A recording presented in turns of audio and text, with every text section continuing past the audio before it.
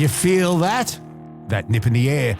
The sniffles are starting. Winter is definitely on the way, folks. At this time of the year, I don't muck around. I fire up with Nature Bee's Power Pollen. It is packed with vitamins, minerals, antioxidants, everything your body's screaming out for when that temperature drops. It's helped me stay sharp, healthy, and it helps me fight off that sluggish winter slump. It has been doing that for 20 years. And right now, you can grab a 6-month supply of Nature Bee's Power Pollen for $160. Plus, they're throwing in a bonus month and 2 bars of that famous pollen and honey soap. So before winter knocks on your door, click on the link in the description and get your supply of Power Pollen Nature Bee. Money back guarantee. Big thanks to Nature Bee for powering another episode of Bonafide. In a world where voices are silenced, Please. one man refuses to lie down. It's about how hard you can get hit and keep moving forward. How much you can take and keep moving forward. That's how winning is done. He's been punted not once, 40 years they've been trying. not twice, You couldn't fire somebody if they were horrible, doing a terrible job. but 3 times. You're fired. He doesn't tell you what to think, but gives you something to think about. Welcome to the Bonafide podcast with Luke Boner. And he's not All right, here we go. done Hold your ears, folks. yet. It's showtime.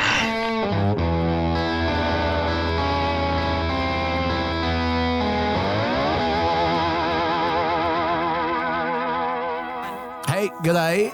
Welcome from rainy Bali. This is the day of my daughter's wedding, the big day. Dramas everywhere, tensions high, and it's raining. In the next episode, we'll have a full report and photos and all that sort of stuff. But yeah, here we are. As Marlon Brando once said, on the day of my daughter's wedding. It's the worst. It's the worst Don Corleone I know, but that's all I got. Coming up, Mr. Employment, Graham Wynn, and coming up, a fascinating character. He's known as the Coffin Confessor.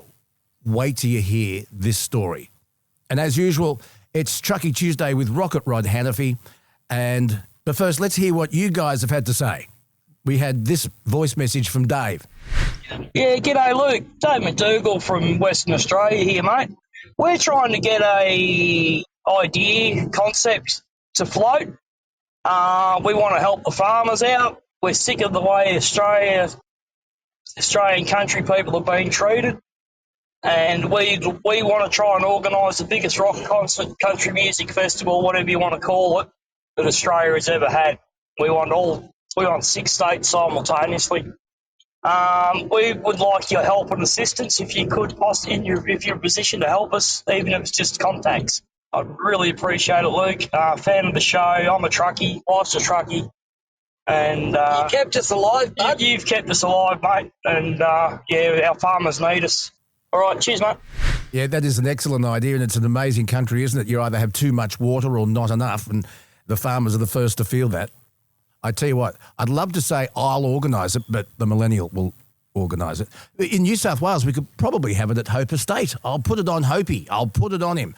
But you want to have a concert simultaneously in all states and territories. Let's work on it. Great idea. 10 out of 10, Dave. We also had this voice message from Jason. Hey, Luke. In your most recent podcast, you were talking to Trevor Long about Ubers and taxis, and I have a little story to tell you. So last Tuesday morning, I flew from Melbourne to Adelaide for work, and I ordered an Uber, and when I walked out the front of work to get in the Uber, it was a taxi, 1-3 cabs. And at the time, I was on the phone all the way to the airport, so I didn't have a chance to talk to the driver about it. When I arrived in Adelaide, I did the same again. I ordered an Uber to work over there, and I spoke to the driver, and he told me it was because the Taxi Association of Melbourne took Uber to court, and that was the outcome, that they had to share their work with the taxis. So I found it really interesting, and I'm wondering if your listeners or yourself know if that's the case in Sydney, Brisbane, or any other state in Australia. Gee, that's interesting. I didn't know that that was the case in Victoria, and maybe it's a state-by-state thing. I know that the taxi industry in New South Wales were taking Uber to court because, let's be honest, Uber operated for over a year in Australia completely illegally. Now everyone seems to be getting on, and I know that the 13 taxis, they have an app just like Uber, so you can see how long it's going to take, and it gives you an idea of how much the trip is going to cost you. But I wasn't aware of that, so there's some more homework for us. We also had this voice message from Tony. Hi, Luke and the Millennial. After listening to the podcast on Tuesday, the Millennial brought up about male contraceptive, and her and Granny Sue were talking about a womb tomb instead of a man cave, sort of. I think it would be quite interesting. It's up to you. You don't have to do it. But if you could get Granny Sue, Tabby Ann, Michelle Bishop, and maybe even the Minister of War and Finance together, you and Adam throw questions at them, and of course the Millennial can come in like Thomas used to do on the night shift and make comments from the booth. Yeah, so they've taken over my man cave. Now you want them to take over my podcast. Yeah, why not? Why not? So we'll put it out there. Would you be in that? Absolutely. Yeah, she's a little white ant. She's taking over. Yeah, thanks for your message, Tony, and please keep those messages coming through. Coming up next, the employment expert, Graham Wynn.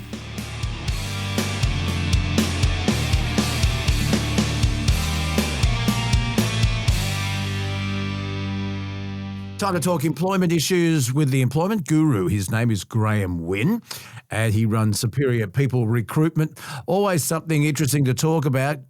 Big G, welcome back to Bonafide. How are you, mate? I'm good, Luke. Yourself? I'm really, really well, mate. A couple of interesting stories I wanted to cover with you this week. And one of them is the never-ending debate about tattoos and piercings.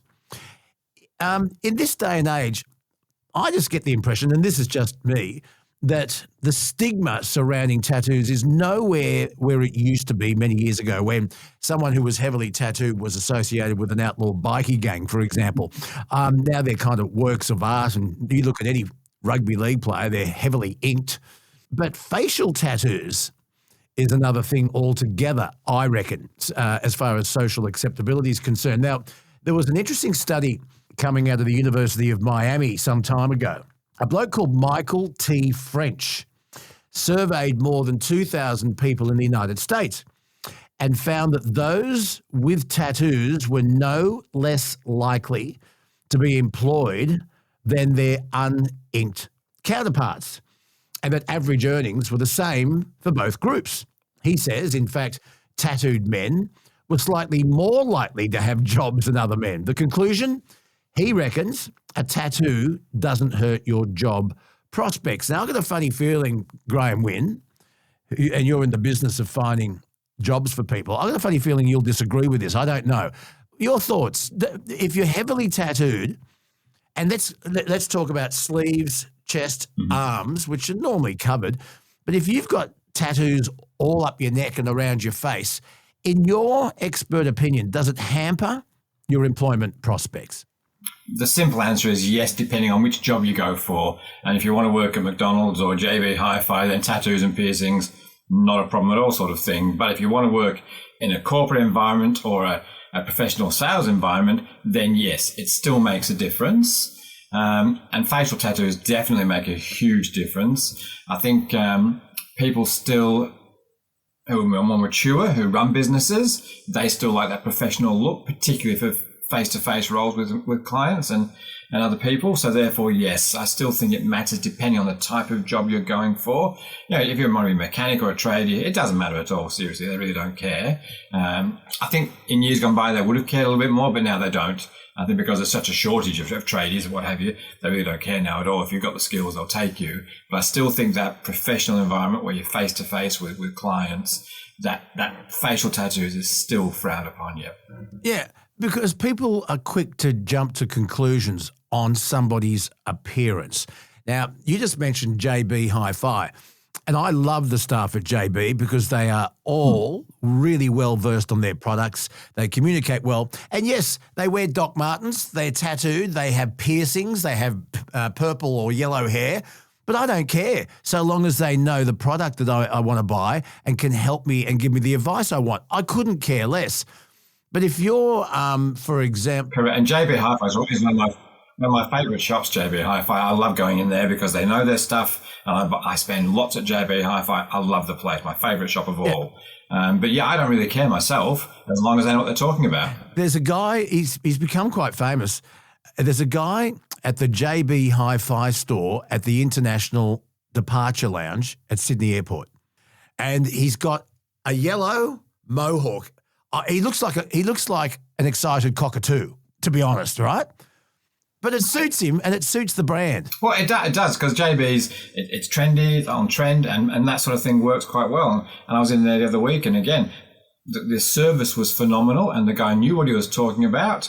So, yeah, I have no issue whatsoever myself. But I know employers still, if you have that professional face-to-face kind of work, as in sales or corporate reception, whatever, they will frown still upon those facial tattoos. Is it illegal to not employ someone based solely on their looks? It's not illegal, but basically, as long as you don't tell them that's the reason. So yes, you can. It would be discrimination if you said to somebody you're not good looking enough or you've got a tattoo. If you said that to someone, then yes, they could go down this discrimination path. But employers are smart enough, or recruiters are smart enough, or should be, to not tell the people that's why you didn't get the job. Simply someone is better suited, more qualified, more experienced, whatever. You would never tell them those are the reasons. Otherwise, yes, discrimination would kick in.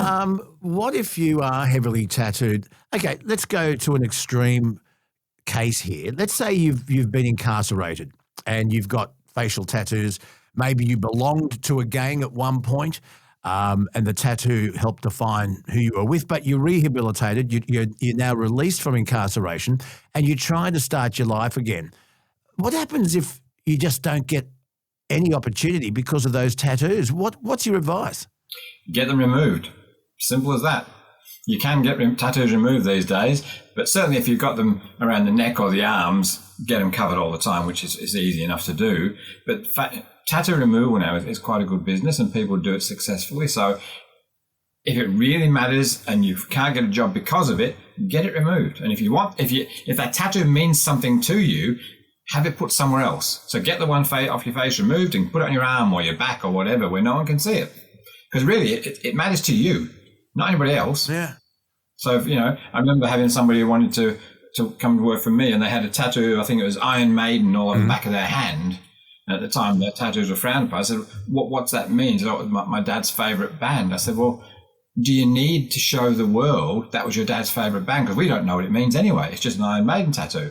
If it means something to you, put it where the rest of us can't see it because it will impact you getting a job. You really are an old-fashioned old fuddy-duddy. Everyone knows what Iron Maiden means. Yeah, but maybe it could be a hidden gang message. I don't know. But Iron Maiden's the band for sure. But yeah, do you need to tell everyone you're an Iron Maiden fan? Anyway. Well, it was her dad's favourite band. And do you need to tell everybody that was your dad's favourite band? It should be your memory of him, not everybody else's. So I just don't understand it, why you need to display it to the public. Yeah. It's funny. Tattoos. I'd like to know what you think. LukeBonerRadioGuy@gmail.com. Have you ever been discriminated against because of your tattoos? Once upon a time, not so long ago, a lot of nightclub security men, bouncers or whatever, the doormen at nightclubs would refuse you entry if you were male and had tattoos, and you had to wear a sleeve to cover it up before you were allowed in the premises. That's discrimination, isn't it? It is in some way, but certainly, again, it comes down to the fact that they don't feel that the tattoo could be, as you say, gang-related, and they do have the right to refuse entry for whatever, and they don't need to give reasons again, they just have the right to refuse entry to clubs. So, once again, as long as you don't tell people that's why, you can just refuse entry. Graham Wynn, employment expert, is with us. If ever you got a question for Graham, please write to us or leave us a voice message because we'd like to help you out. I want to talk to you about job interviews on Zoom. Because of COVID, everyone got very, very used to Zoom and not being in the office. And it might not be the traditional way to meet with a potential employer, but a Zoom interview could be an advantage to job seekers, you're saying. What's this? Look, Zoom interviews or people use Teams as well these days. So online interviews is pretty much the standard these days. It came in force obviously through COVID, and recruiters and employers continue to do it. It cuts down a lot of time wasting as well. It's a more efficient system to use. But I think the people on the other side who are applying for jobs need to understand that when you're online with Zoom or Teams or whatever method you're using, it's still a job interview. And therefore, you still need to be dressed a certain standard to make sure that you do look the part, basically. And I think that Zoom has been treated as much more of a casual arrangement. So we've had people sat on their bed in pajamas, for instance, doing a Zoom interview. We had one girl who was actually sat on the loo in her bathroom because it was the only quiet. Seriously, she was sat on the loo in her bathroom, not doing anything, but just sat on it because that was the only quiet place she could find in her household. It doesn't look good. So I understand that might be the quiet place, but you need to organise things much better. So a Zoom or a team, it's still a job interview, and you still need to make that effort to look the part, sound the part, and have everything perfect, because otherwise it can impact your chance of getting a job. So prepare yourself, find a quiet space. And if you can't find a quiet space because it's a shared house or whatever, quite often just tell the interviewer, can we reschedule another time when there is a quiet place? And they'll do that. But you really still need to understand that Zoom or the Teams, it's still a job interview. We're not expecting you to be in your best three-piece suits or your best frock or anything like that at all, but we can normally only see from waist upwards anyway. So just be smart. Just be smart. That's all you have to be. There's a famous picture of, you know where I'm going on this. It's a girl and she's in a bedroom and she's on a Zoom meeting, and on the shelf behind her is a I recall this one, on the shelf behind her is a sex toy. It was hilarious. Yep. Well, I've made sure the books on my background are okay titles. Because you'll be judged. Maybe she got... Absolutely. We do judge it, yeah. And with Zoom and Teams, you can create these fake backgrounds anyway. Yeah. So you don't need to have the real background. Just create a fake one. It costs you nothing. It takes 2 seconds to do. But again, it just gets rid of... And we do judge. Whether we like it or not, everything we do in life, we all judge people. It's just how we are. We're built that way. So whether we like to say we don't judge people, we do. And we look at everything around them, their environment, how they dress, whatever. We all look at it and we judge people. All right, Graham, take us through your top 5 steps of performing during a Zoom job interview.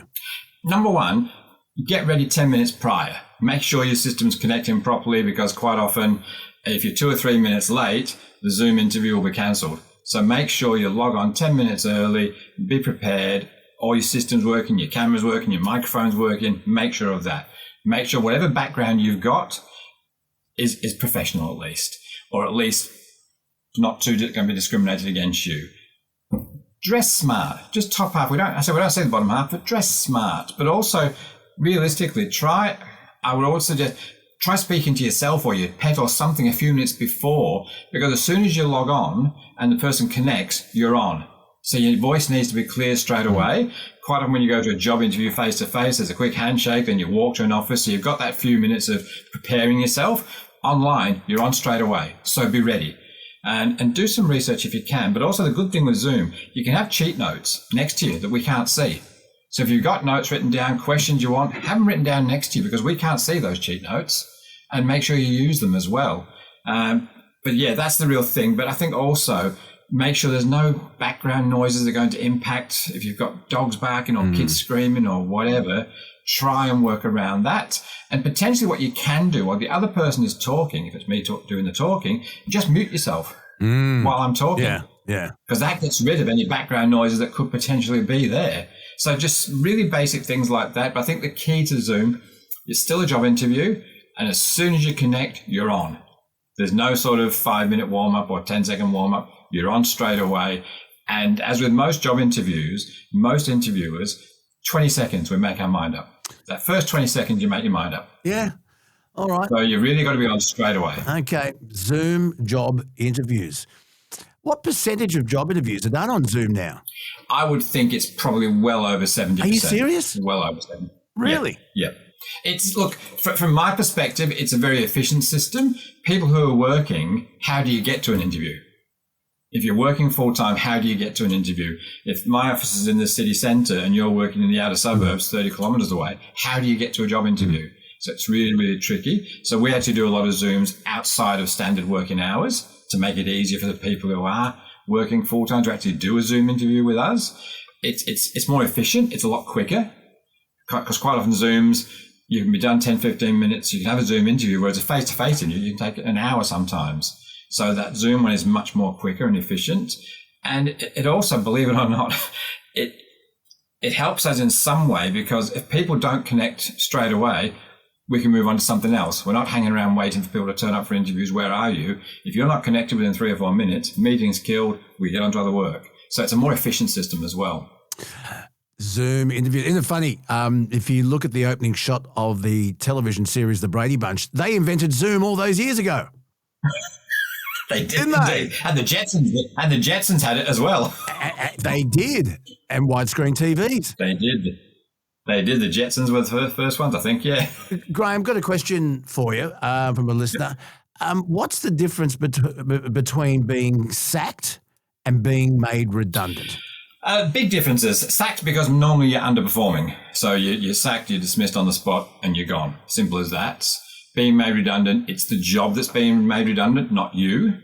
So therefore the job itself is redundant. So rather than you, so you get a nice payout, of course, as well. Implications, if you're sacked, it can be an issue trying to get a reference to that employer. It can also be an issue if you want to log on for Centrelink bonuses. If you've been sacked, you may not get bonus payments, benefits straight away because you've been sacked.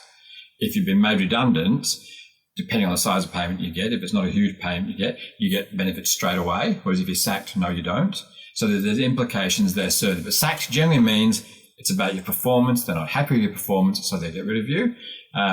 Redundancy, it's the job that gets made redundant, not you. Because I've been made redundant 3 times. Yeah, that's why I'm here. I'm still punching on. So when you are made redundant, that means that your employer can't replace your job with someone? Is that what it means? That's correct. For a period of time, they cannot replace you. Okay, yes. because I was made redundant in 2012 from 2GB. Mind you, I'm back there now. But there was another presenter who immediately took up the shifts that I was doing. So how did that work? Yep. So the way they do it, employers... It was different management back then. Yep. So the way employers do it quite often is they will, if they don't think you're doing well, they'll sometimes make you redundant rather than sack you, because that gets rid of potential unfair dismissal claims. So they make you redundant. What they then do, though, is change the description of the job you had. And they only need to tweak it slightly, then they can call it something completely different and put a new person in that role because it's seen as a different job with a different title with different responsibilities. So that's how they get around that one. And how do you know legally what redundancy package you're entitled to? What's the usual formula? Look, there's different ones for different ages as well. So the longer you're with somebody, of course, you get paid differently. If you're over 45, you get other benefits. Fair Work is the simple system. If you log on to Fair Work, it will clearly and quite simply tell you what you're entitled to. Fair Work is a good resource for that one. So if you are being made redundant, jump onto the Fair Work website and it's really clear what you're entitled to. So so there shouldn't be any issues with that whatsoever. But yeah, it does depend on how long you've worked somewhere, what age you are. There are certain things. So there's no one simple formula for it. Take us through the age thing. You said 45 or over, you're entitled to. Yeah, 45 or over generally gets a little bit more money as well. Tell me why and take me through that. Because the theory being that it's going to be harder for you to find work straight away, whereas younger people should find work quicker. That's the theory. So once you turn 45, they give you a little bit extra, basically, if you're made redundant, to try and compensate it that it could take you longer because you might need to retrain. So there's a bit of a compensation thrown in there. So the older you are, the better it is for you. In theory, financially, yes, but the older you are, we all know that quite often it can be more difficult to find work the more mature you are, so yes. So if you are over 45, you're made redundant, you get a nice little healthy financial package, thanks very much, and then you find a job straight away. Does that affect how does that affect your income and your tax? Well, a lot of the redundancy is tax free, which is quite nice these days. But some of it, yes, would be impacted for sure. But realistically, if you do manage to get a job straight away and you've had a nice payout, just pay off your credit cards or stick it on your mortgage or stick it in your super. put it away somewhere safe. Don't just blow it. Yeah, it's funny. This is a topic for maybe Shane Oliver down the track. Because when I got a redundancy package from Southern Cross Austereo, we were able to pay off the mortgage, but my financial advisor was saying, no, whack it in your super. But it was tax-free anyway. Yeah, look, I think, again, that depends on your age. If you're a bit younger and you put it in your super, it's going to make far more money than potentially the interest you're paying on your mortgage. So again, it depends how much mortgage you've got, how much time frame on it still. So Shane will probably know more about that one. But certainly, again, if you're youngerish and you throw it into your super, you're going to make far more money on that super over the years than any interest you're still paying on your mortgage. All right, let's talk about how you battle through an unfair dismissal and prove it was an unfair dismissal. Interesting story, Graham. There was a primary school teacher who was actually suing her former employer for almost $800,000 over allegations that she was unlawfully dismissed, in part because she had sought to use her right to disconnect. The teacher has alleged that Cairns Hinterland Steiner School sacked her for not responding to allegations of inappropriate behaviour sent during school holidays when she was not required to work. This is a fascinating story, Graham. Take us through it. This is a really interesting one, this one, because she's basically, there's discipline issues going on. It's during school holidays and the school is still investigating. So they sent her an email saying, we need you to respond to this. This is what's been said. All the allegations, we need you to come back to us. And she didn't. Right. So she didn't respond at all. So they've terminated her employment because of that not responding. Now, she is now saying this was during school hours. So I have the right to disconnect. During school holidays. So I have the right to disconnect during school holidays because I'm on holiday. So therefore I don't need to respond. And that's her argument. So the real question here is, if it's school holidays, are you still officially employed during those hours of 9 till 3 or whatever school hours they are these days? Or are you actually on holiday because it's not your holiday, it's a school closure holiday? So there's some real grey areas with this one that I'm going to be fascinated to see how this one turns out. Yeah, and the laws may vary from state to state on a lot of this stuff. So just do your homework, folks. But I was in a relationship with two school teachers back in the day, way back in the day, and one of them was in the late 70s and very early 80s, and she was a very active member of the Teachers Federation. And she was saying that teachers were actually on call 24/7, 365 days of the year. They did have holidays, but the Department of Education could call you up and bring you back to work or give you a work allocated assignment even when you're on holidays. And that technically in New South Wales back then, this is what I was told, you were always employed even though you were on holidays. Do you know if that's still the case?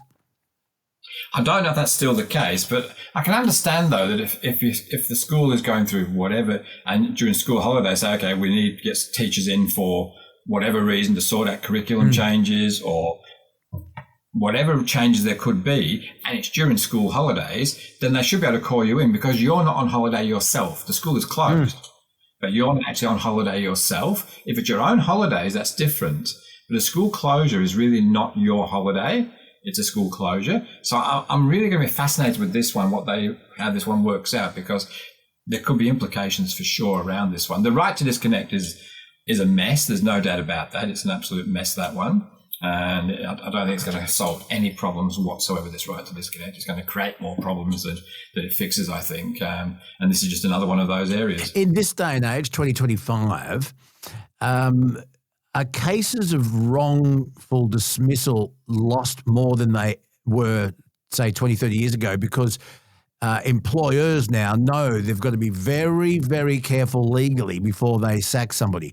Would that be correct? That would be correct. And the thing with that one that explains that, there was a lot of companies who have human resources department. 20 years ago, human resources did all the recruitment and employment. That's what they did. Now they don't.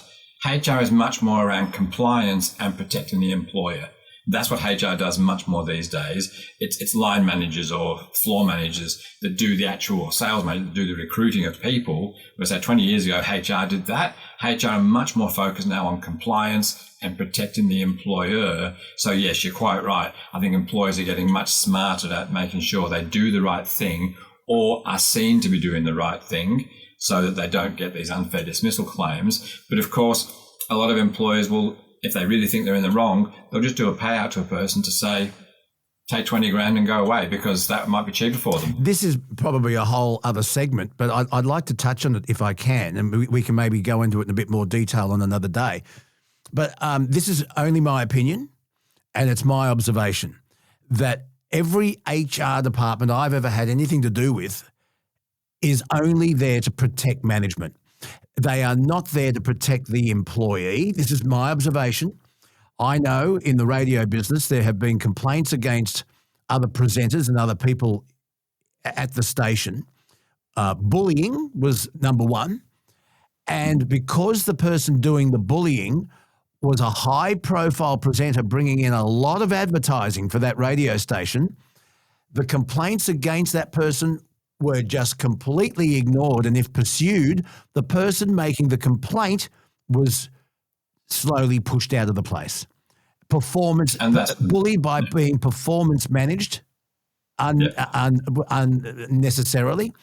And the HR department was there to protect the star, protect the revenue, and protect management. This is, and you only look at, okay, who hires the HR people? Management. HR answers to management. They don't answer to the employee. It may not happen everywhere, but it's my observation. Graham?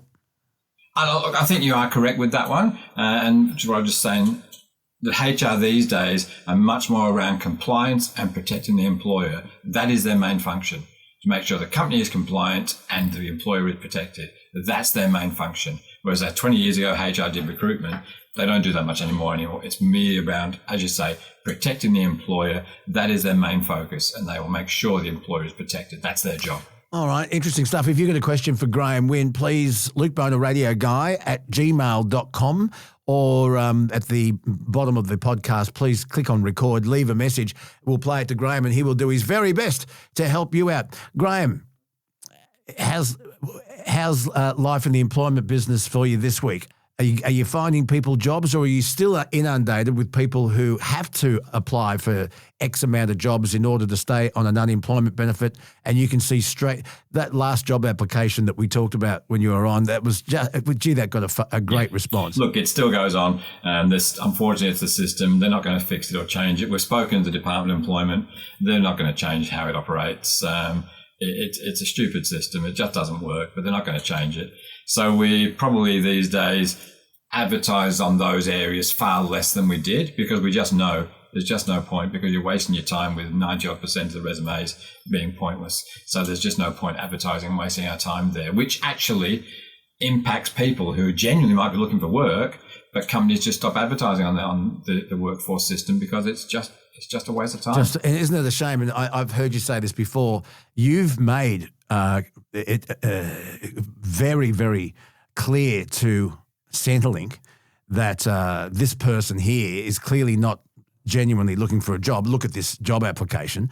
And they've said can do nothing about it. We don't have the manpower. Don't have the manpower. And basically there's two problems. One, they don't have the manpower. But second problem, if we do report somebody, they tell that job seeker it's Superior People Recruitment that reported them. So we get abuse. Phone calls, abuse, negative Google reviews. We got hounded with Google reviews a couple of years ago because we did do some reporting like this. And there was like 50 or 60 abusive Google reviews, which Google won't remove, of course, which impact. Fortunately, most people don't trust Google reviews anyway, so that's a good thing. But we got hounded. I even got death threats at the time because we reported this. So we stopped reporting. No point doing it at all. Yeah.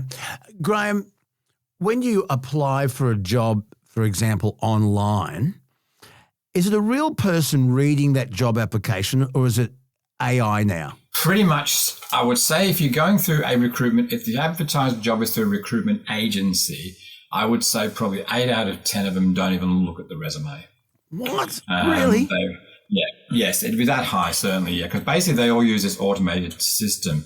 So we'll use Seek because that's the biggest job board, obviously. You apply for a job through Seek, that recruitment agency, that resume goes straight into their database.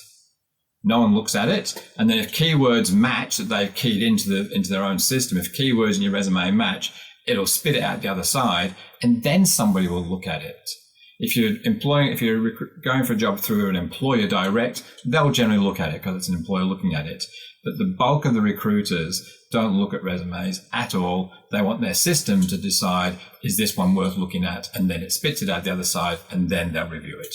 It's a little bit disappointing to think that a real person isn't looking at your resume. So if you yourself apply for a job and you decide to use AI for that application and chat GPT or whatever, you could have one AI job application talking to another AI who's reading it. Yes. Is there a way to cheat chat GPT? Is there a way to cheat? Are there certain words you can use or phrases that will put your application at the top? Look, there are ways to cheat with every system, obviously. And the key with job, as you say, because most recruiters don't look at them anymore, you've got to look at keywords in the job ad itself.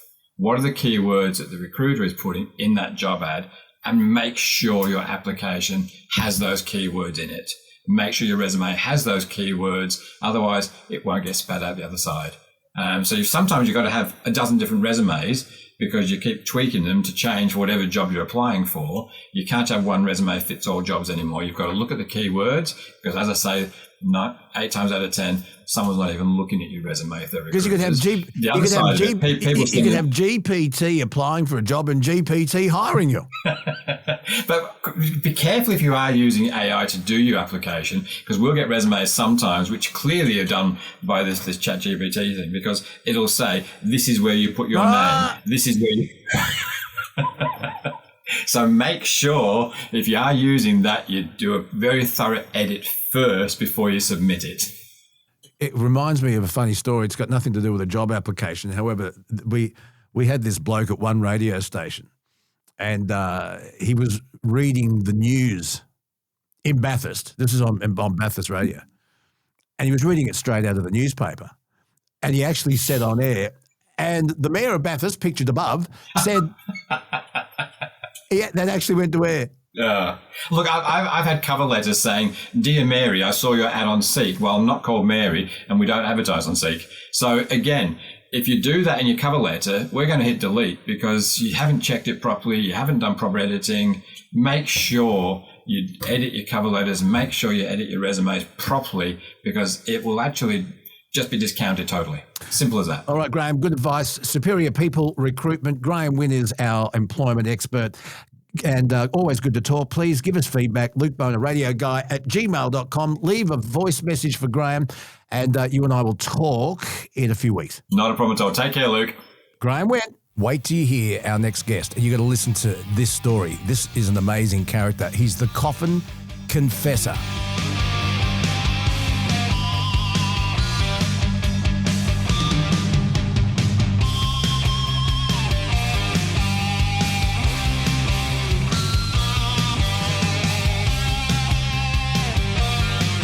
It was on our Bonafide Facebook page that Kelsey brought to my attention that a bloke called Bill Edgar had reached out because he was under a lot of pressure from his connections that they thought he and I would get on well, and he's an interesting character. This bloke is unbelievable. Bill Edgar, look him up. He's the person that they call the Coffin Confessor. If you look him up on Wiki, a successful businessman, he's a counsellor, he's an author, and one of Australia's leading private detectives. Folks, let me tell you why I don't go into winter without power pollen. We all know how run down you can feel at this time of the year. Low energy, colds, and you just feel, Well, power pollen's been in my routine for over 20 years. And you want to know why? It works, and it comes with a money-back guarantee, but it works. It's not just bee pollen. Nature Bee has this special process that makes it absorbable. It's called potentiation. Look it up. It means your body gets all that good stuff fast, more energy, better immunity, and a real lift when your battery's running low. So if you're staring down another long, cold season, give your body the fuel it needs. Do what I do. Head to the link in the show notes and grab yours today. Money-back guarantee. He's known for doing what most lawyers and accountants and professionals won't or can't or fear to do. He is one hell of an interesting cat. And he's on the Bonafide podcast right now. Bill Edgar, you are seriously a star. G'day and welcome. Thank you so much for having me, and hi to all your listeners. I don't know about the star part, but I am who I am and what I am. How did our meeting come about? Tell the story. Oh, mate, I hardly watch TV. It's not one of those things I get into, especially daytime TV and morning television. And all of a sudden, Sunrise was on. I think it was yesterday or the day before, and a few of your listeners got in contact with me and they said, this is the guy we've been trying to get you in touch with. You've got to reach out to this guy. And I'm like, okay, well, I'll listen to what he has to say. And I saw you on Sunrise and I thought, yeah, you're not a bad bloke at all. Yeah, I'll reach out and say g'day. And if he wants to have a chat, we'll have a chat. If not, no dramas. Well, I am bewildered as to why Channel 7 keep asking me back for Sunrise. And I did Weekend Sunrise last weekend as well, because I'm shit at it. And I know that. But I was told that we love you because you have very little filter and you say things that we weren't expecting. So I keep getting asked back. But if it all stopped tomorrow, I couldn't give a shit. Seriously, I don't know why they keep asking me back. They're lovely people. I feel part of the family at Channel 7, but I'm bewildered. Yeah, look, I've done a few with Channel 7 too and Weekend Sunrise, and I've got to say the people there are beautiful. They're great. They're accommodating. And I like going back there. Obviously, I have no filter at all. So you have none. I have none. I don't have a filter. I'm very black and white. I don't have a shade of grey unless it's in the bedroom with the wife. But other than that, no. I'm looking at a couple of books here. Bill Edgar, The Coffin, Confessor. These are through Random House Penguin. That's correct. And The Afterlife Confessional. Last Call for Tell All. Bill Edgar. True stories from The Coffin Confessor.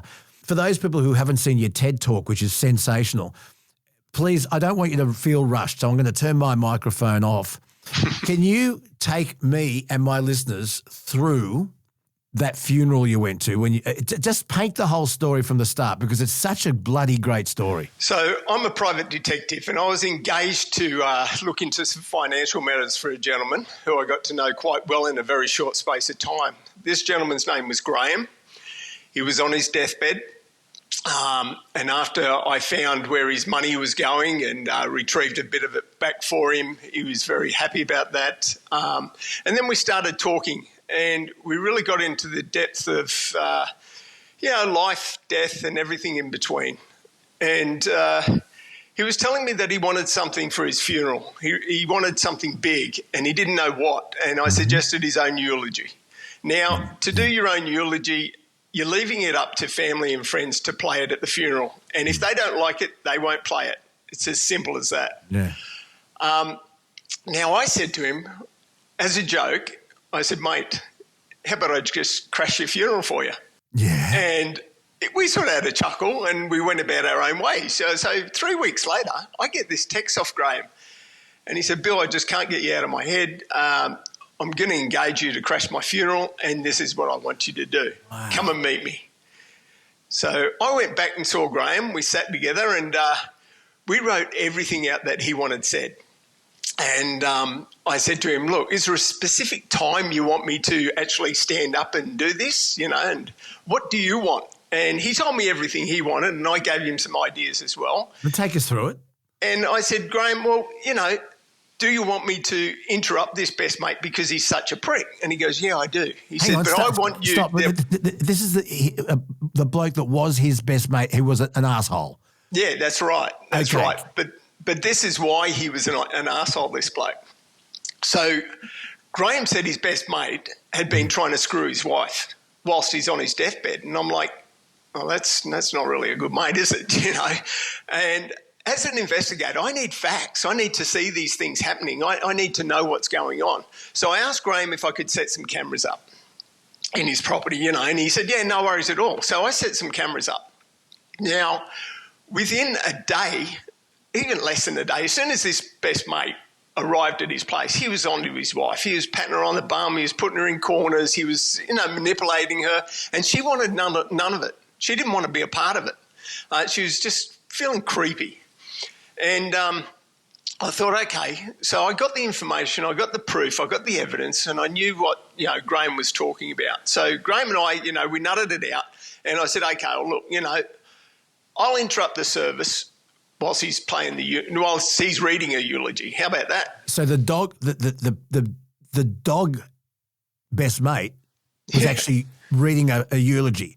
Oh yeah, the crocodile tears, the whole lot. While he for some time now has been trying to upend his best mate's wife. Yeah, exactly. Yeah, and Graham said, look, I think that's what we'll do, Bill. I think we'll get you to go in, just interrupt the funeral service and tell my best mate to sit down, shut up, or fuck off.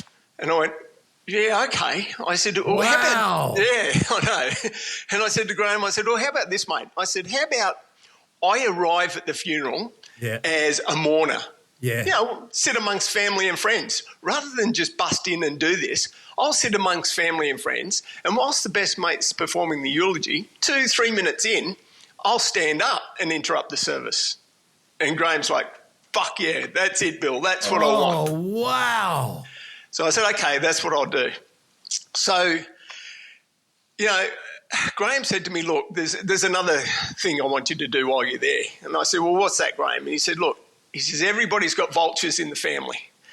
And I have a brother, his wife and their daughter. Now, if they're at my funeral, I want you to tell them to stand up and fuck off. I haven't seen them in 30 years. Why are they there paying their respects now when they could have done it when I was alive? I said, okay. He said, my brother owes me about 30 grand too. So you can tell him to start repaying my wife. I said, okay, not a problem, mate. Wow. Yeah, so... I arrive at, Graham passes and I arrive at his funeral. Now, like most funerals, you sort of congregate around a particular area and people come up to you and say, oh, how do you know the deceased? And, we're a good friend of Graham's. And I had those people come up to me and say that, and I'd say, oh, yeah, I worked with Graham a while ago and did, small talk, nothing big. I didn't want to let anything out. And I didn't know who Graham's brother was. I had no idea, Right. But this guy came up to me who was a bit of a loner. He was, he did have somebody with him, but I didn't really take notice, But he sort of gravitated towards me and he said, hi, how are you? How do you know Graham? I said, I just did some work for him. And he goes, oh, yeah. I said, how did you know Graham? He says, he's my brother. I went, oh, beautiful. Sweet. So I found out his brother, his wife and the daughter were there, And it was gold because I didn't really have to do much more because I knew where everybody was. I knew the best man was at the pew talking the bullshit he was talking. I knew the brother was there and I knew exactly what to say because I had it all written down in an envelope, in my top pocket, which all I had to do was reach in, pull it out, open it up and read it. That's all I had to do. Graham also said to me, look, what do you think about the end of the funeral? What do you want to do after it? And I said, well, Graham, I want to just walk out. I don't know if the funeral's going to continue. I just want to go. What do you reckon? He said, oh, yeah, beautiful. He says, how about I sign the letter and you leave it on my coffin and you just fuck off? And I'm like, oh, that's even better. So then people will know that it's actually you. Wow. And he goes, yeah, here. Also, take this bracelet and the only people know that, everybody that knows me know I wear this bracelet. And I'm like, oh, okay, cool, no worries. He said, you can leave that on the coffin too. I said, okay, oh, no worries at all. So it was a bit of a, going back and to and forth of what we wanted to do. Anyway, the day arrived and, I sat amongst family and friends. His best mate was, performing a eulogy, the crocodile tears and, and I started to sweat. I'm sitting there. So you're amongst the mourners, amongst the family and friends. Yeah. Go on, just take me through it. So I'm sitting and there's always two sides. Like you have the family side of the area, and then you have the friends side, and I'm sitting sort of in the middle of everyone. And but I made sure that I had an exit so I could get out of the area I was in without being trapped. I always make sure I've got a back door wherever I go or whatever I do. And I'd sort of done a real quick reconnaissance of the area, so I knew particular areas to go, Yeah. But anyway, his best mate's performing the eulogy and I had my phone on me. Yeah. And I'm looking at the time and I put the stopwatch on. Right. And he started talking and it was 2 minutes elapsed. And I went, nah, I've heard enough bullshit. And I stood up. Were you nervous? Were you nervous, Oh, or were you really ready to go? I was nervous because, I mean, it's a funeral. Everyone's mourning. There's people crying. It's just like, you know. Okay, so 2 minutes is up. Yeah, 2 minutes is up. And something within me just went, you got to stop this fucker, Bill. That's what Graham wants. Do what he wants and do it now. So I did. I stood up and I said, excuse me, my name's Bill Edgar. Sit down, shut up, or fuck off. The man in the coffin's got something to say, and this is what it is. And I open the envelope, pull out the letter, and I read exactly what was, Graham had written. And he basically said, Brian, you know best mate of mine. You've been trying to screw my wife while I'm on my deathbed. How dare you? Fuck off. Well, I sort of got to the fuck off part and Brian was gone. And a lady followed him out. So presumably that was his wife or girlfriend, whoever it was. But they left. Wow. Then I turned and I looked at his brother and his brother looked at me. His brother went white. Oh, yeah. Yeah, straight away. Yeah. And then, I said to his brother, I said, if, these three people are in the audience, please stand up and you can fuck off as well. Graham says he hasn't seen you in 30 years. He doesn't know why you're here paying your respects now when you could have seen him alive. And don't forget the 30 grand you still owe him. Can you start paying his wife back? Well, before, they even reached the door, a couple of other people just left. Oh, because they thought, it's my turn next. Yeah. They weren't even being targeted. They just left. Like, it was bizarre. But then, I said what I said and I put the letter back in the envelope, took out the bracelet and put them on the coffin and I walked out. That was it. I had no idea if the funeral continued or not. I've got no idea. I'd like to be the fly on the wall, but I wasn't. And it was the best thing I ever did because it set me up to do that for every place that I've been and done. So I just walk out. Now, as I've left, this lady, young girl's come up to me and she said, oh, Bill. And I said, yes. She says, Dad would be so proud. Thank you. Thank you for what you done for Mum. And I went, not a problem at all. And behind her was another young lady. I thought it was her friend just coming out to support her, And this young lady said, can I get a business card or your number or something? Can you please go and see my auntie? She's in palliative care in hospital. She needs to see you. She needs you. And we swapped details. And on the way home, I stopped at a cafe. And I calmed myself and I sat there and I went, holy shit, is this a thing that people need? Surely not. That people don't need this. And if they do, what the fuck am I going to call myself? And, I sat there for a bit and I went, well, what do I actually do? I stand in front of a coffin and I confess to people. I guess I'm a coffin confessor. And that's how it was born. How many coffin confessions have you made? Well, it's over 50, but it's not just coffin confessions now. It's like now I'm doing home sweeps. So I'm going to people's homes and I'm retrieving items that they don't want their family and friends to find. I'm placing items in coffins that they want to take with them. I'm pinpricking the body because people are petrified of being buried or cremated alive. I'm delivering gifts from the afterlife. It's just ridiculous. Doors just kept opening and opening. And over the years, thousands and thousands of people have written to me and told me of their confessions and told me that, you'll be engaged. Hang on. I missed that. You pinprick the body, what? I pinpricked the body at a viewing because my client was petrified of being buried or cremated alive. I always thought before they got to the viewing they'd be dead anyway, and they probably are. But at the same time, these people are fearful of, what may come if they are alive. So they want to be pinpricked, and that's a service I've provided. Well, you're my sort of person with no filter. You're a private investigator, which has always really intrigued me. Is a lot of it really just mundane, watching people, looking for insurance fraud?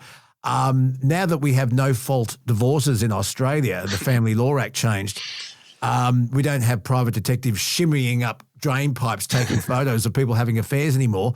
But I guess if you think someone's having an affair, if you think your partner's being unfaithful, If you just want closure, that's probably another reason to hire someone like you. But every private detective I've ever spoken to has told me that if you deep down in your gut believe your partner is being unfaithful, you're probably right. Do you agree with that? No, I don't. Do you remember a bloke called Warren Mallard from Lionswood? Yeah, I do. Yeah, I used to talk to. He passed away too, very sadly. Yeah. But that's what he told me. But please disagree. Go. Yeah, I disagree because I've seen it too many times that the person that's hired the investigator is very, very jealous, very self-centered or narcissistic, or they're just really paranoid. And unfortunately, it's those things that can really damage a marriage, especially a loving one. I've investigated both men and women, and they've done nothing wrong. And I've gone back to my client and said, no, they're not having an affair. Sure, they've got a lot of friends. Sure, they go for a drink, or sure, they play golf together or tennis or whatever it is. But there is nothing but friendship there. Yeah. And I like to be the person that brings that news to them. Obviously, there is sometimes, where they are doing the wrong thing, but I find that very minimalistic. I don't find it happens all the time. I find the private investigation industry to be very it's an industry, so it's corrupt like most industries, really. It really is. I've had women private investigators that will set up a gentleman. They'll go up and they'll hire a woman to go and sit next to them or put their arm around them. They'll quickly take photos and send that back to the wife. It's all bullshit. It's just, it's crap. So I don't do any of that these days. I haven't done that for a long time. I actually get engaged now to go into large corporations, hotels, and I infiltrate the staff. So I could be hired as a kitchen cleaner, a security guard or anything like that. And I find out who's stealing stuff from these corporations. And I have 6-week contracts. So I go in for 6 weeks, I infiltrate the staff, and then after 6 weeks, I crack a big hissy fit in front of the staff and I go, oh, fuck this, I've had enough, I'm out, management sucks. And I'll walk out and then I'll go back and I'll present my findings to the CEO, the manager, and let them know exactly what's going on within their workplace. I mean, this has got a reality TV show written all over it. Bill Edgar with a hidden camera and a microphone, I'd watch that. Yeah, and you know what? I've been offered a lot of money and things for the shows and to do all those things, but I won't sell myself, and my integrity is everything. These people, they want you to sell your soul, and I won't do that. It's mine, and it's something that unless someone comes to me and says, look, we're going to do it this way or your way, and it's got integrity and it's got heart and feeling, then I'll look at it. But at this moment, no. I mean, they are... there's an Australian producer and an Englishman and a guy from Vancouver that are all working on a drama series at the moment, which is really cool. And I'm involved in that, and it's quite a good idea.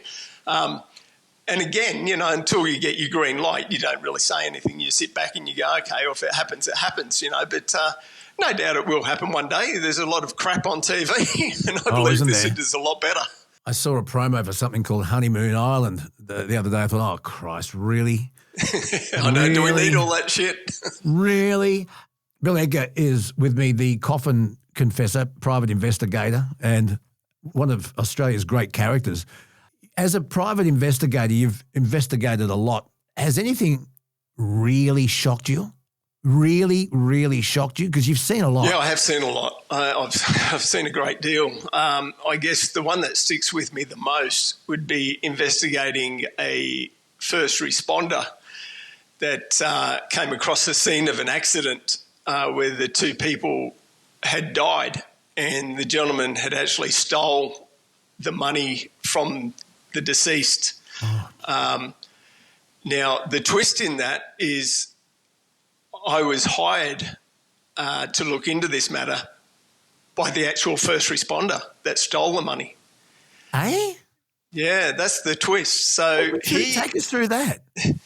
He actually saw me on a television show as the Coffin Confessor, but, as the private investigator, that's what led him to get in contact with me. He said, look, in the 80s, I come across an accident and the two people were deceased. I was a truck driver and I stole their money. And my whole life has been trying to pay it forward, and I've spent hundreds of thousands of dollars paying for people's groceries, rent, electricity bills, things like that my whole life. He says, in my whole life, my yearning has been to find out who these people were and, to say sorry to their family.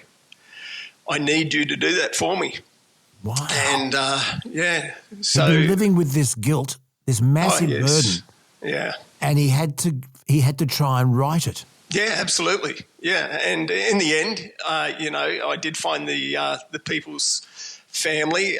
They wanted nothing to do with him, but at the same time, they were happy in a way that their, loving, children's death had amounted to this man doing good for the rest of his life, but also living in guilt. They were quite, they were upset, but happy at the same time. So it was quite confronting. And this bloke was he's a very, very, very nice man. He said it was just, he said, I don't know why I did it. I just did it. It was just there. It was opportunistic, and it was just, I just did it, and it's one of those things that he's lived with his whole entire life. How much money was it? Not that it matters, but just out of interest. It was around $600. It was in his wallet? Yeah, it was actually, basically, it was in the centre console of the car that had the accident. And, he knew straight away that the occupants had died. There was just nothing left of them. And, unfortunately, that's what he did. That is the most horrific story. Yeah, I mean, there's people all over the world living with stories that, they push deep down inside and they don't want them to come out, and then all of a sudden they find out there's a person in the world that holds secrets and will die before he reveals any of the secrets, and they get in touch with me and they let me know what's happened to them or, what's going on or what they want. There's some very loving secrets as well. There's some funny ones, so I do good, bad, funny and sad. It's across the board.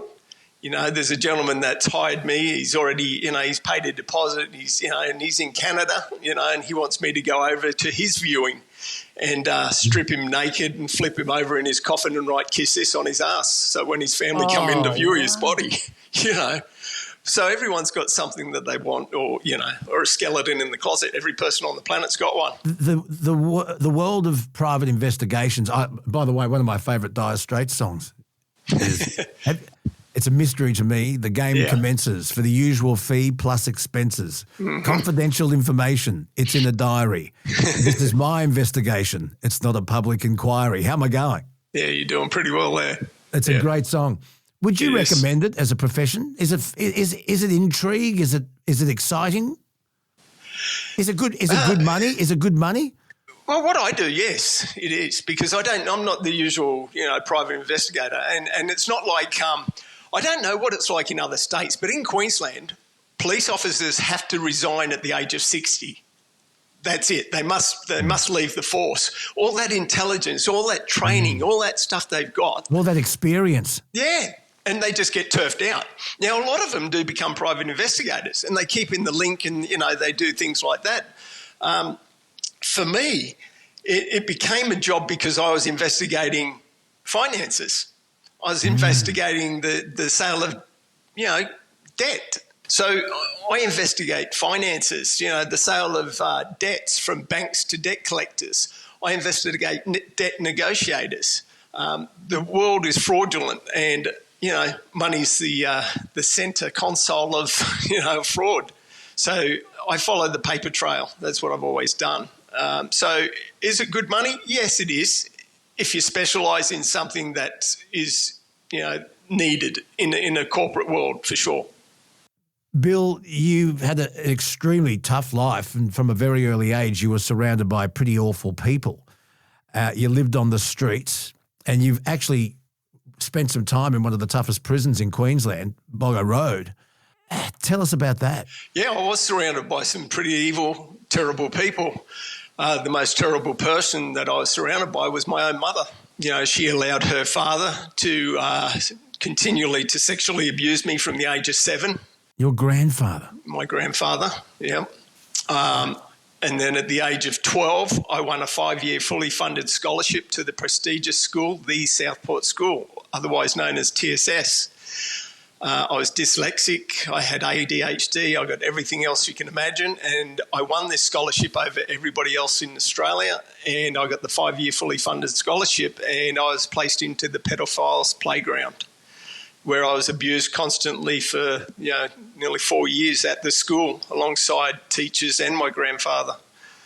And it was only last year that the school and the church finally apologised and recognised this, and we came to a settlement. But it took 40 years for me to get where I am today.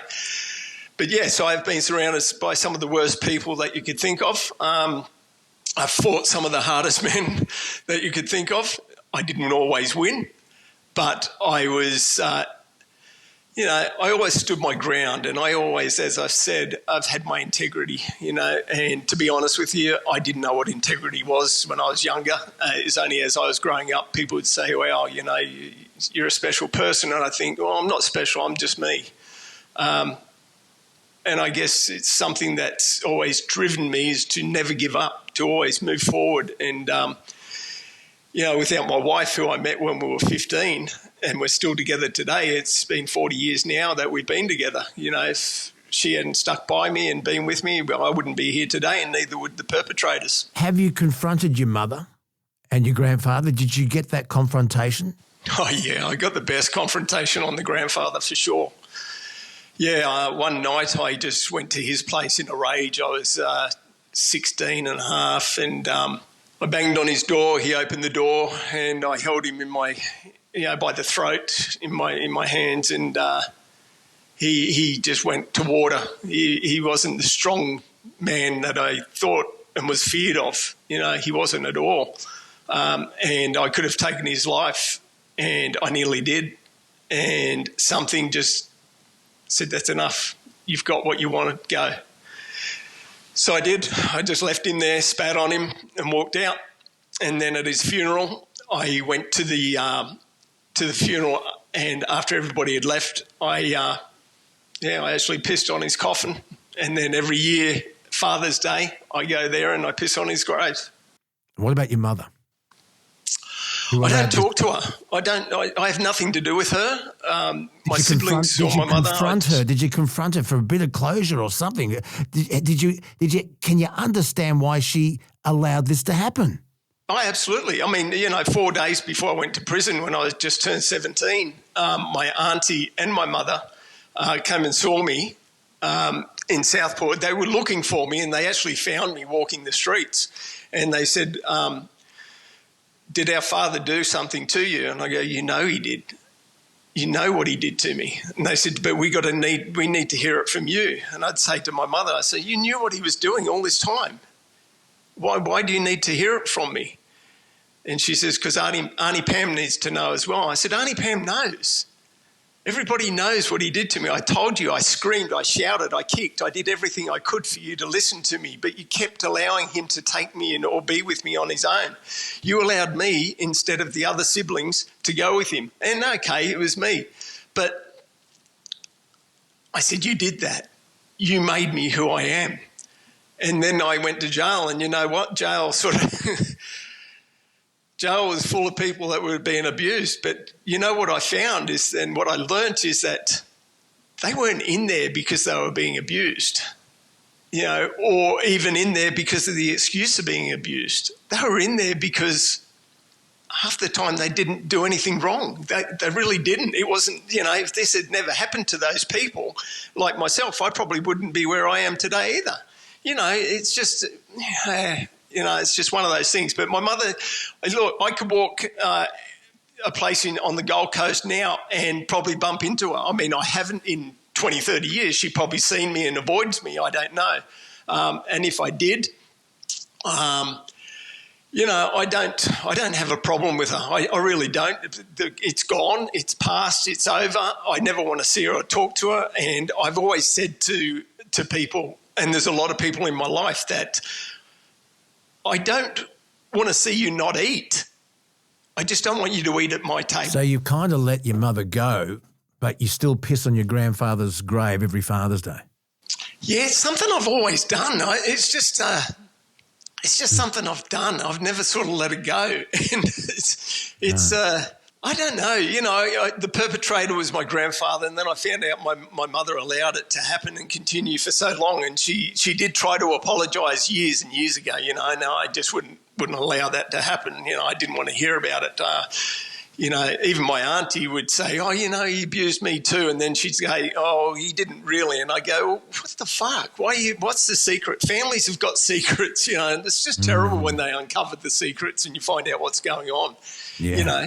And these days, and I've noticed this as a PI, everybody wants to be the fucking victim. It astounds me because, you know, people play the victim. And a lot of times I've investigated certain things that they say happened, they didn't happen, you know, and I'm very thorough when it comes to abuse of a child or something like that. If I get him, you know, asked to investigate somebody, obviously I report it and I'll investigate it. But a lot of times, you know, it's a scream for help in another direction. It's not actually abuse. What led you to Boggo Road? Not having a fucking place to live, to be honest with you. No, look, you know, we had a place on the Gold Coast called Fisherman's Wharf. It was a huge event place everyone went to on a Sunday, and they all got pissed and listened to live bands, you know, and it was a great place to hang out. And I went to this place and I stole a cigarette off this bloke at the bar. And this bloke wasn't your average bloke. Let's say he was a detective. And I got arrested.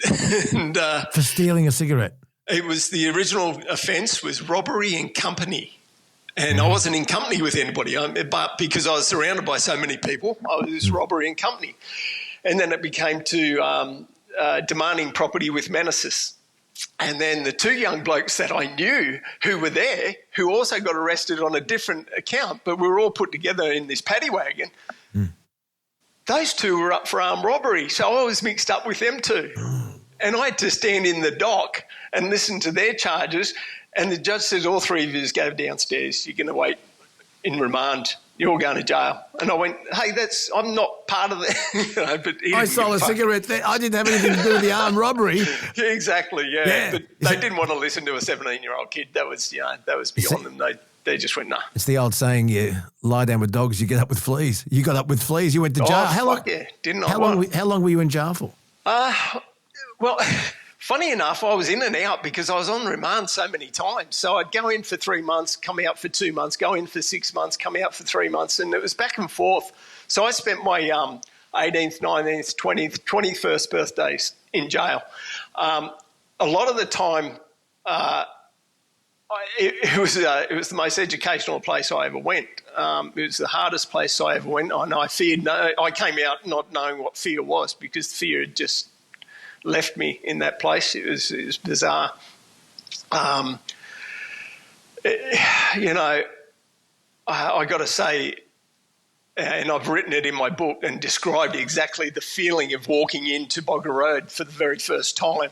You know, you get driven in, you get out of the car, you stand on a yellow line. Back in the 80s, you had to salute. It's something you had to do. You had to salute the officers. And, you know, the guy beside me said, I'm not saluting anybody. And I think he lost 3 teeth, broken nose and jaw. The screws just beat the shit out of him right beside me. And I'm a 17-year-old kid, and I'm thinking, holy shit, I'm not only going to salute, I'm going to say, yes, sir, no, sir, 3 bags full, sir, you know, and... yeah, it was very frightening. It was an education that you just could not buy. You are a remarkable bloke, and I'm hoping that we can get you back on this podcast again for more of your stories. The books, Bill Edgar, The Coffin Confessor, One Man's Fight to Survive the Past and Leave Nothing to Fate, and The Afterlife Confessional, Bill Edgar, True Stories from The Coffin Confessor, out on Penguin, through Random House. Are they talking books too? Can we hear them? Oh, absolutely, yeah. I narrate both of them. I enjoyed doing it. At first, I was like, who wants to listen to me do this? But since I've done it, I've been inundated with requests to do a third book, which I'm halfway through now. What's it called? It's Go Your Own Way. Okay. It's a bit of a slant on the song. Go I was Your about Own to Way. say, we start with private investigations from Dire Straits, and now we've into Fleetwood Mac. We are, yeah, definitely. Go Your Own Way. Mate, thank you so much for sharing so much. And can we do this again? Anytime. It's been a pleasure, and it's been great. I enjoy it. Well, I want to ask you, because maybe being incarcerated today is different to when you were incarcerated, but does jail offer rehabilitation? Jail offers self-rehabilitation. If you want to rehabilitate yourself, absolutely not a problem. You'll do it. If you don't and you just want to be like all the rest, you won't. I found myself fighting, and I fought every day. Not people. I fought not to be like them. And that's a hard thing, because you can easily fall into the system and you can become one of them. You can come out worse and you can go back twice as bad. So rehabilitation is, I don't care who you are, it's on you. There's a lot of programs and there's things put in place to help you and assist you, but it's up to you. And that's purely and it really is up to you. If you want to be rehabilitated, absolutely. You want to change your life, go for it. There's one quick story I'll tell you, is that when I left Bogger Road at 21 years of age, they walked me out the front gate, and I stood at the gate and I took my shoes off and I walked down the road in my socks. And the screw yelled out, he said, Billy, where the fuck you think you're going? Come back and get your shoes. And I turned around and looked at him and said, they brought me in here. There's no way they're bringing me back. Now, that story has continued. I've heard that story from other prisoners in the last 10, 15 years, and they go, this guy left his shoes at the gate and he walked off, and I'll sit there and I go, yeah, I did. Yeah. And they never brought me back. So you just got to leave what's happened in there, or you've done. You've got to leave it behind. Never forget it. Never forget where you come from. But, it's a learning curve. It's a tool you can use, and it's something that assists me to do what I do today. Bill Edgar, it's been an absolute pleasure to meet you. You are a true character, and you've got a lot more to say. So what about we do this again? Anytime. It'd be a pleasure. Can I thank you so much for reaching out? Oh, yeah, for sure. I mean, I like most people, you reach out to somebody if they want to get in touch with you or respond, great. If not, no problem, and I'm very happy that you did. It's been a great chat, and I'd love to continue having a talk with you for sure. Not a problem. You take care. Yeah, will do. And you too, and all your listeners, stay safe, but die living. And coming up next, Rocket Rod Hannafy and Truckie Tuesday, 10-4, good buddy.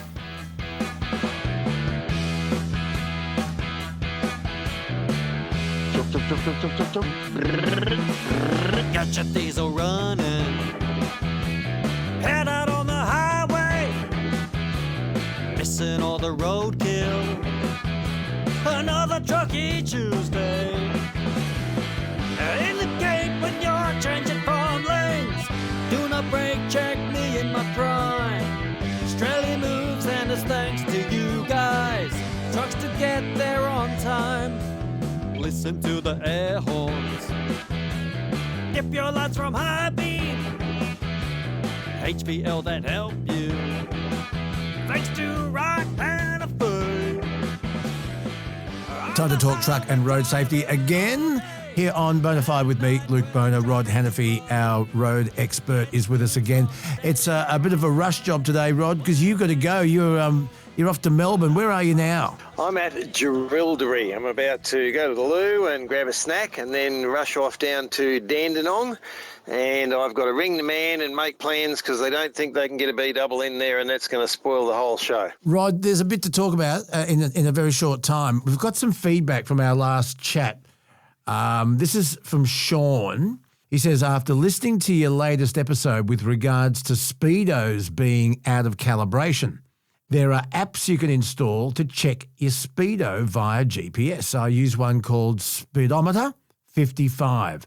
There is a purchasable version, but the basic, it tells me what I need, and I always check my speedo in any truck or unknown car I drive.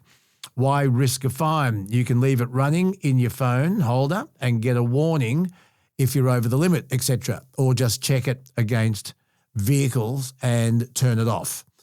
Are you aware of this? Speedometer 55. Yes, mate, and of course, as we've discussed, the trucks are tracked. So not only do I have a speedo in the truck, I have actually 3 other speedos. So the weight system, it records the speed, it doesn't show it. The emergency braking system records the speed when I'm on cruise, because it then nominates the distance between me and other vehicles. And then the tracking system that the company uses actually has a digital speedo. And that's virtually what we get monitored and controlled on. There are 2 different major companies that do it. One's better than the other. One, virtually as you hit 102, it will go beep, beep, beep, beep, beep. And you can set that sort of warning, how long when it starts and when it finishes. And it is very, very accurate.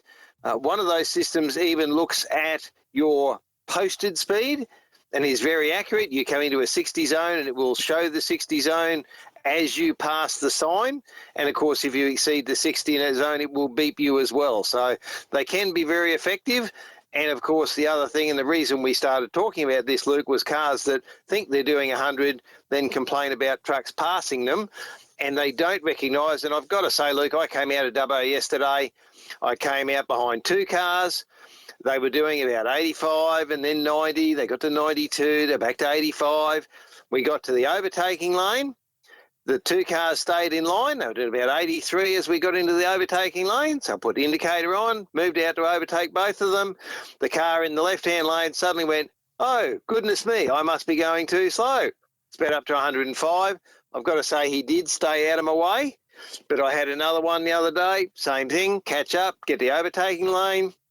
They put the boot in, but then, of course, they come out the other end and keep going backwards and forwards and backwards and forwards, and they wonder why you wish to overtake them so that you can maintain that speed. That's why we say people should at least check their car. They go and change tyres, Luke. That changes your speedo reading if you put different diameter tyres on, different rims. So they've got to be aware of those things, and it's up to them to make sure they know it's accurate or where it sits. I use an app that Trevor Long recommended to me called Waze, and it's a sat navigation system. But it tells you all sorts of things. It depends on other drivers reporting potholes, trees falling on the road, police radar hiding behind a billboard. It tells you all that.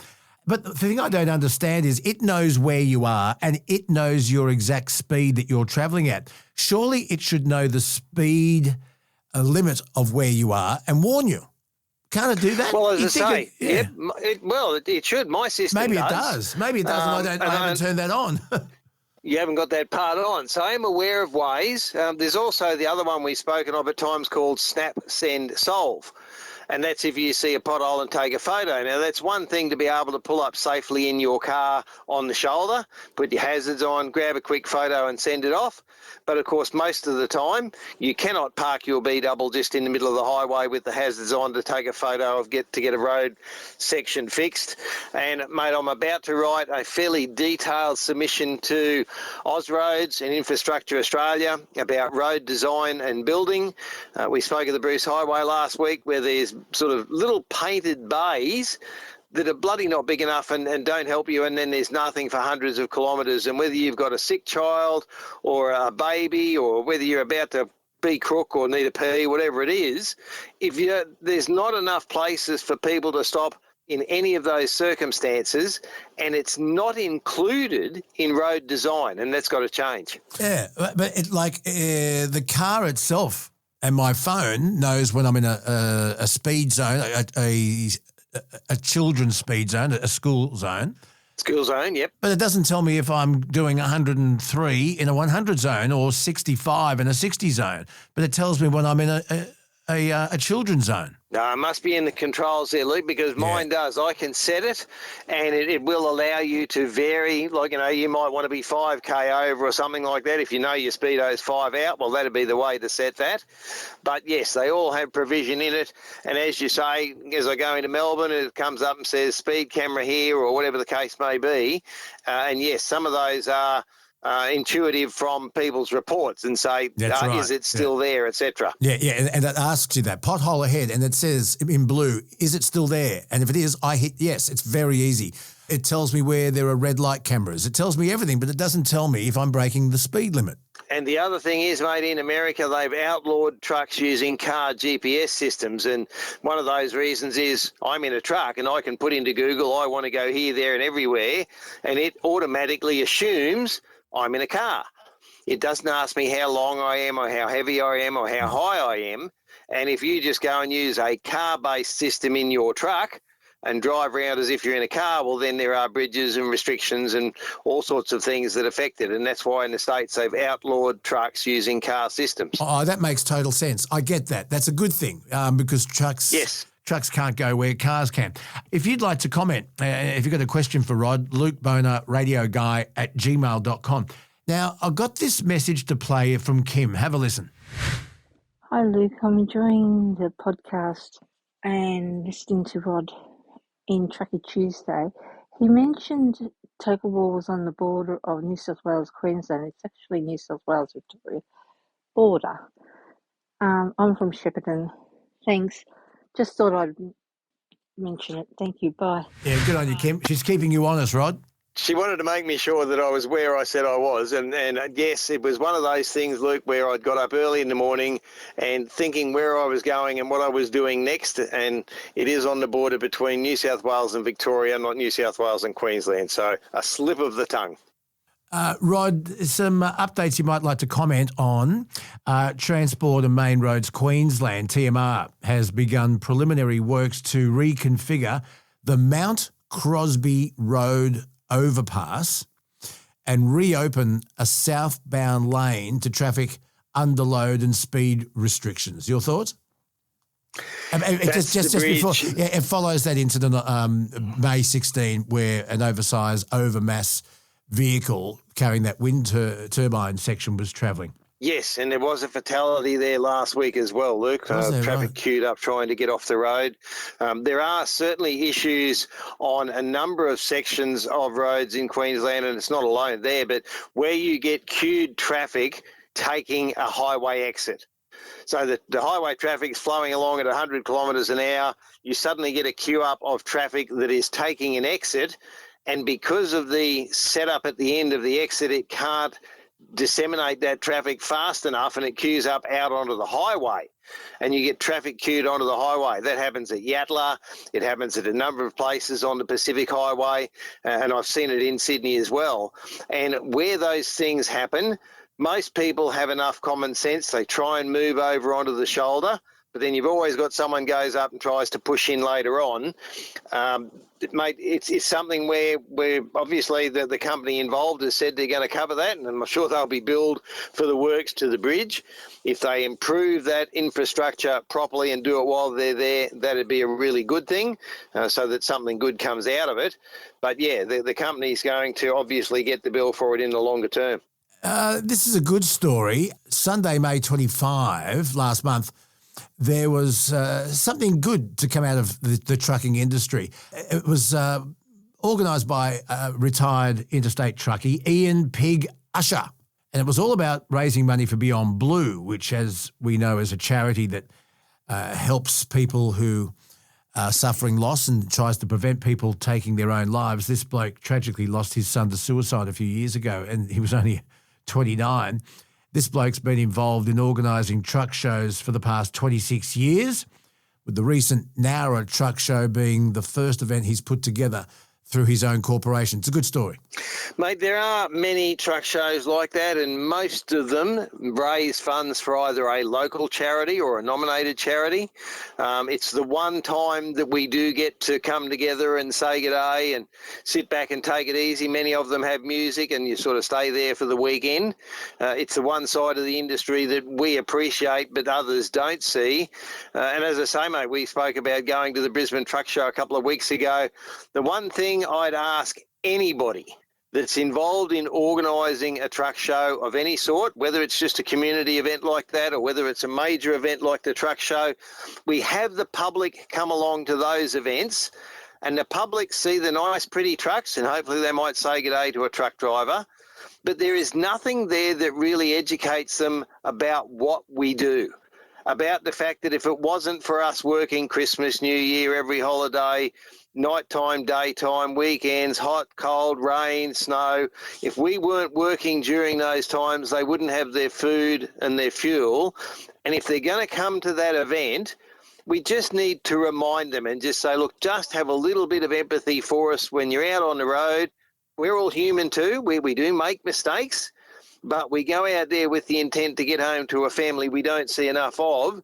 And if you help us, then you'll actually help yourself and improve road safety. And I think that sort of message, there's got to be a way to include it at those events so people just have that little bit of empathy, mate, because I was talking to a lady from an industry association today, and we're looking at trying to get some things done, and I've got to spend hours on the weekend writing submissions to put in, but nobody else gives a bugger about us. They just want it delivered yesterday for nothing, get out of the way. They pull out in front of you, they cut you off, they don't leave us parking bays, mate. So we've got to work together, but a little bit of empathy would be nice. And just finally, some additional warning signs for motorists of steep gradients are going to be installed on the Hume Highway. That's along the Hume Highway, obviously between Sydney and Melbourne. That's taken place this month, and the signs follow feedback from heavy vehicle operators and a safety review at several locations between Holbrook and Yass. Yes, we're now operating B triples and A doubles. So what looks like a road train is an A double, but it's 30 metres, and a B triple has two A trailers and a B. They're now operating on the Hume Highway. They did not previously. Because they're longer and have more axles, they are often carrying more weight. Therefore, they are slower up some of those steeper ascents. And what's happened, there have been a couple of accidents where someone hasn't recognised that it's a B triple going up a hill at 40 kilometres an hour because it's grossing 70 or 80 tonne. And there have been incidents where cars and unfortunately some trucks have run into the back of others. So there is a sign going into Melbourne that warns of people going up to the Coach Road rest area. But yes, there's a couple of steep sections there, and those signs hopefully will make people give it a little bit more thought. And mate, I must say, I had a young lady truck driver ring me up or call me up on the UHF about 2 hours ago, and she said, mate, your green reflectors saved my life. And I said, well, thank you very much. I'm glad they did, mate, and I'll keep working on it. Now, for those uninitiated, explain, this is all Rod Hannafy. Rod Hannafy got this done, folks. Explain the green reflectors and what they mean one more time. We do not have enough rest areas. If you are travelling on a road you are not familiar with, you don't know whether the next rest area is 5K or 50K or 100K away. If you're at that point of tiredness, when you don't think you're going to make it to the next formal signed truck bay, then we have instituted a thing called the green reflector marking of informal truck bays. A lot of the time they're just a wide dirt shoulder. There are requirements. They are approved in Queensland, New South Wales, Victoria and South Australia, but they are in every state in Australia bar Tassie. And you will drive along and see 3 green reflectors on a guidepost, 2 on the next, 1 on the next, and that one is at the last one before that bit of dirt, and it gives you sufficient warning to pull up at what is maybe a bit of dirt. You might need a pee, you might need a 15-minute power nap, you might need to check from an animal strike, or you might have a sick child that wants to spew up or something, and it just gives you enough time. And if there's someone sitting right up your clacker, you can slow gently, or you can call them on the UHF and say, I'm pulling up. And mate, it was started in 1999. I hoped it was only going to be an interim measure until we got enough parking bays, but we still don't have enough. And I'm still badgering and annoying and bitching to every state in Australia that it should be done nationally until such times as we have enough rest areas. Okay, so it's a white sign and the green reflectors. No, the guidepost. You know the white guidepost on the side of the road, Luke? That's what I meant. The white post? Yeah. Yeah, yep. So the white post, it'll have 3 green reflectors on it. Yes. Normally a minimum of 300 metres before the site, so you've got ample warning to pick it up on your high beam. 2 on the next post and 1 on the post immediately before the site. That's what it means. Well done, Rod. And Rod Hannafy, I know you're in a hurry, a short one today. We'll talk longer next time. You take care of yourself. Safe travelling to all, mate, and thank you. So look, any comments at all, please send us a message, Luke Boner Radio Guy at Gmail. Hit us on our Facebook, leave voice messages, we love them. And I'll have a full report on the wedding. The day of my daughter's wedding. It's not good, is it? That's all I got. Thanks, folks. Talk soon.